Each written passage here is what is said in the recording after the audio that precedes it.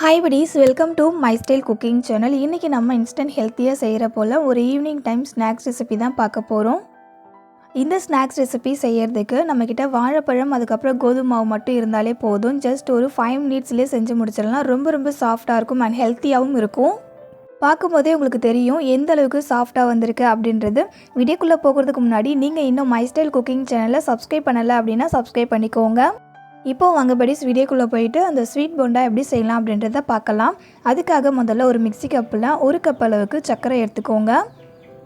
இது கூட ஒரு 2 ஏலக்காய் சேர்த்துக்கிட்டு இது ஃபைன் பவுடராக அரைச்சி எடுத்துக்கோங்க. பாருங்கள், இந்த அளவுக்கு ஃபைனாக அரைச்சிக்கோங்க. அடுத்தது ஒரு மிக்சிங் பவுலில் 4 வாழைப்பழம் எடுத்துக்கோங்க. இந்த வாழைப்பழத்தை கூட நம்ம ஏற்கனவே அரைச்சி வச்சுருக்கோம்ல சர்க்கரை பவுடர், அதையும் சேர்த்துக்கிட்டு இந்த வாழைப்பழம் சர்க்கரை ரெண்டுமே நல்லா மிக்ஸ் ஆகி வர அளவுக்கு கையாலேயே நல்லா பிசைஞ்சு விட்டுக்கோங்க.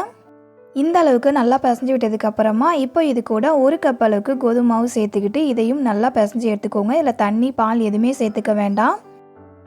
இந்த அளவுக்கு கோதுமை மாவு சேர்த்து நல்லா பிசைஞ்சு விட்டதுக்கப்புறமா நல்லா அழுத்தி மாவு பிசைஞ்சு விட்டுக்கோங்க. அப்போ தான் அதில் எந்த கட்டிகளும் இல்லாமல் ஸ்மூத்தான மாவாக கிடைக்கும்.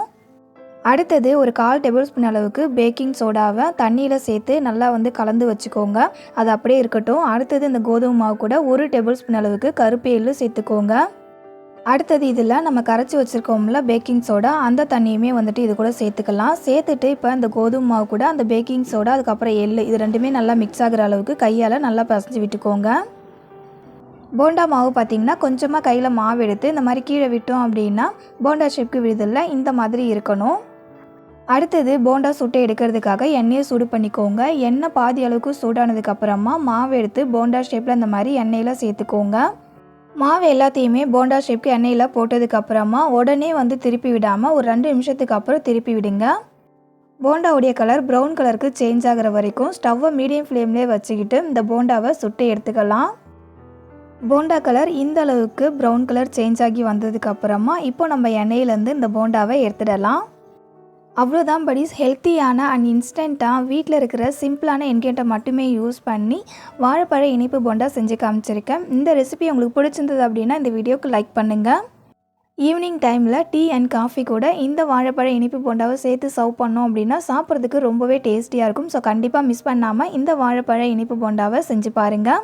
செஞ்சு பார்த்துட்டு உங்களுடைய ஃபீட்பேக்கை என் கூட ஷேர் பண்ணிக்கோங்க. வாழைப்பழ இனிப்பு போண்டா எந்த அளவுக்கு சாஃப்டாக வந்திருக்குன்னு பாருங்கள் buddies. ஒரு நாள் ஆனாலுமே இதே போல் சாஃப்டாக தான் இருக்கும், ஹார்டாகவே ஆகாது. இந்த ரெசிபியை உங்கள் ஃப்ரெண்ட்ஸ் அண்ட் ஃபேமிலி மெம்பர்ஸ்க்கும் ஷேர் பண்ணி அவங்களையும் நம்ம சேனலுக்கு சப்போர்ட் பண்ண சொல்லுங்கள்.